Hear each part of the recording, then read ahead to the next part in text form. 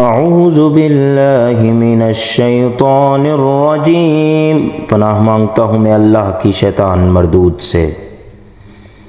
بسم اللہ الرحمن الرحیم، شروع اللہ کے نام سے جو بڑا مہربان نہایت رحم والا ہے۔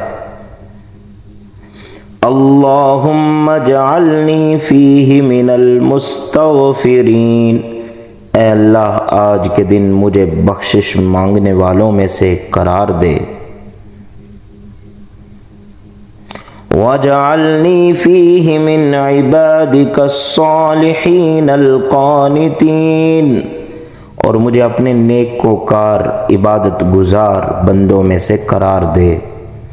وَاجْعَلْنِي فِيهِ مِنْ أَوْلِيَائِكَ الْمُقَرَّبِينَ، اور مجھے اپنے نزدیکی دوستوں میں سے قرار دے۔